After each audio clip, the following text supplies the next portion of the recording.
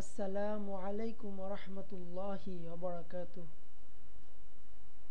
আউযু বিল্লাহি মিনাশ শাইতানির রাজিম। বিসমিল্লাহির রহমানির রহিম। রব্বিশরাহ লি সাদরি ওয়ায়াসসির লি আমরি ওয়াহলুল উকদাতাম মিন লিসানি ইয়াফকাহু কওলি। মহান আল্লাহ পাক রব্বুল আলমিনের দরবারে লাখো কোটি শুক্রিয়া। তার অশেষ রহমতে এবং বরকতে আমরা আজকে আমাদের আরেকটি ক্লাস করতে যাচ্ছি। তো গত ক্লাসে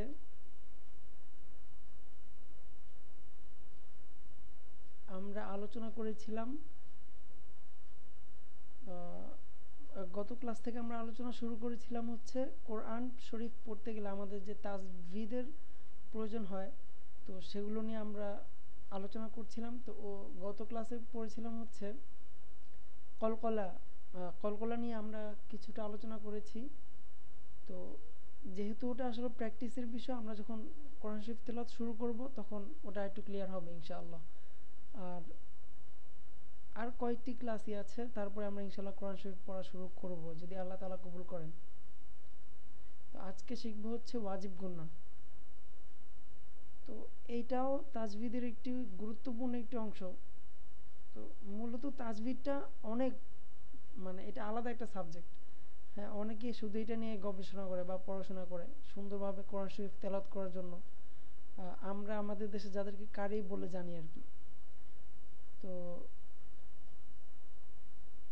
আমরা তো আসলে ওইরকম কিছু করব না, আমরা জাস্ট কোরআন শরীফটা যেন মানে মোটামুটি সুন্দরভাবে পড়তে পারি, সেটাই আমাদের টার্গেট।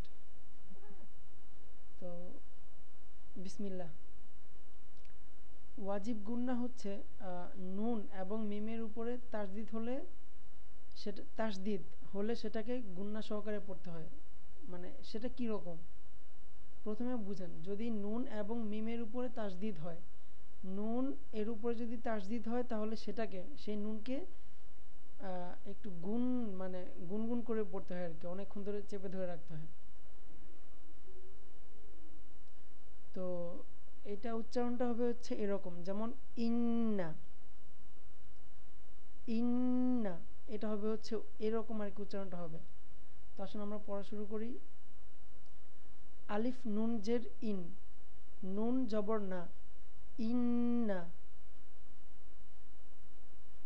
আলিফ নুন জবর আন, নুন জবর না, আন্না।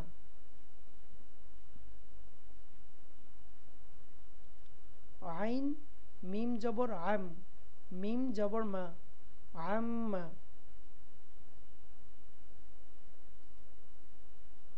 সা মিম পেশ সুম, মিম জবর মা, সুম্মা। লাম মিম জবর লাম, মিম জবর মা, লাম্মা। আলিফ নুন জের ইন, নুন জবর না, ইন্না। হা পেশ হু, হা উল্টা পেশ হু, ইন্নাহু। মিম পেশ মু, হা মিম জবর হাম, মিম জবর মা, মুহাম্মা। দাল দুই পেশ দুন, মুহাম্মাদুন। মিম জাল পেশ মুজ, জাল মিম জবর জাম, মিম জের মি, মুজাম্মি। লাম দুই পেশ লুন, মুজাম্মিলুন। জিম নুন জবর জান, নুন জবর না, জান্না।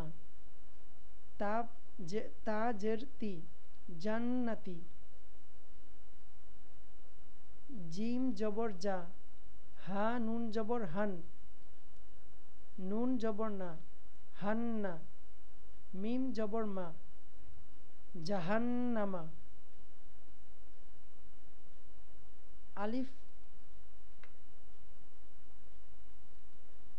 আলিফ নুন জের ইন, নুন জবর না, ইন্না, কাফ জবর কা, ইন্নাকা।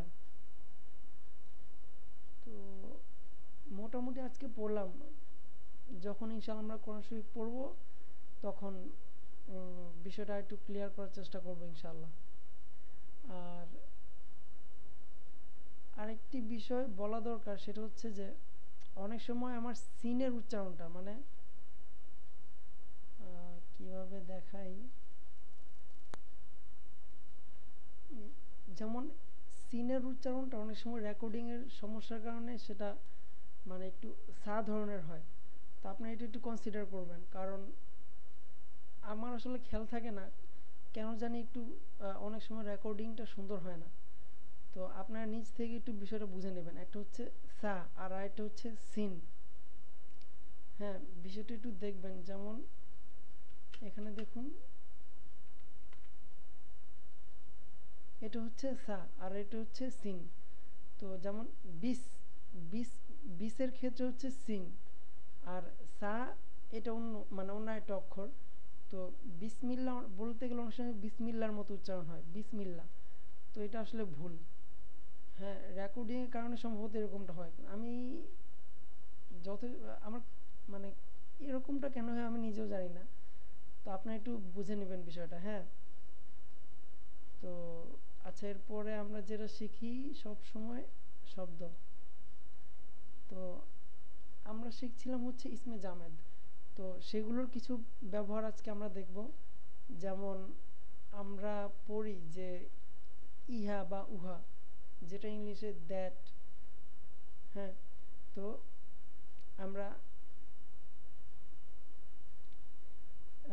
দ্যাট বা ইট, তো আচ্ছা যাক সেটা আলাদা বিষয়। তো হাদা, হাজহি, এই দুইটি শব্দ যার অর্থ হচ্ছে ইহা। হাদা, হা আলিফ জবর হা, জাল আলিফ জবর জা, সরি, হা খারা জবর হা, জাল আলিফ জবর জা, হা দা, হা খারা জবর হা, জাল জের জি, হা খারাজের হি, হাদিহি, হাদা, হাদিহি অর্থ ইহা। আর জালিকা এবং তিলকা এই দুইটার অর্থ হচ্ছে উহা। হাদা এবং হাদিহি, হাদা এবং হাদিহি, জালিকা এবং তিলকা দুইটা আলাদা শব্দ, মানে চারটা আলাদা শব্দ, কিন্তু এই দুইটার অর্থ ইহা আর এই দুইটার অর্থ হচ্ছে উহা।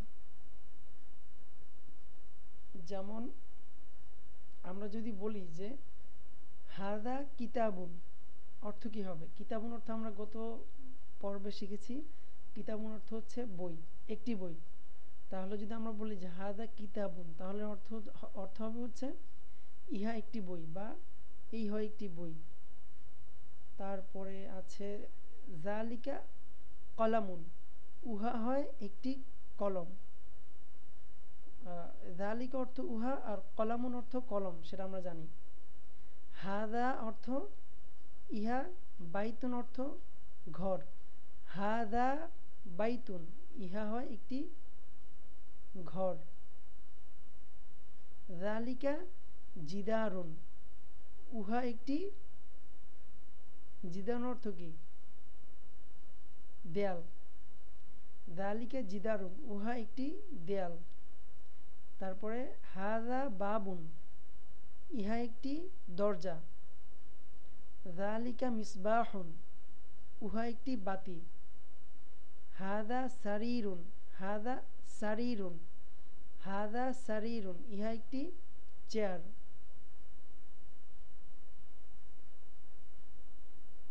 জালিকা মসজিদুন, উহা হয় একটি মসজিদ বা মসজিদ আমরা যেটা বলি, বা মসজিদ। তো মসজিদ অর্থ মূলত হচ্ছে সেজদার স্থান। তো আমরা তো মসজিদে গিয়ে সেজদাই করি, তাই না? সেটা তো আমরা মসজিদ মানে সেজদার জন্য নির্দিষ্ট করে রেখেছি, সেখানে অন্য কিছু আর করি না। তো যাক, মসজিদ অর্থ মসজিদ। তো আমাদের পড়া মোটামুটি এই পর্যন্তই শেষ আজকে। তো আর কিছু বলার নাই। তো ওই যে সিনের যে উচ্চারণটা, সেটা একটু সবাই খেয়াল করবেন, কারণ কারণ নাই, আপনারা একটু খেয়াল করবেন। তো আজকে এই পর্যন্তই। আসসালামু আলাইকুম ওয়া রাহমাতুল্লাহি ওয়া বারাকাতুহু।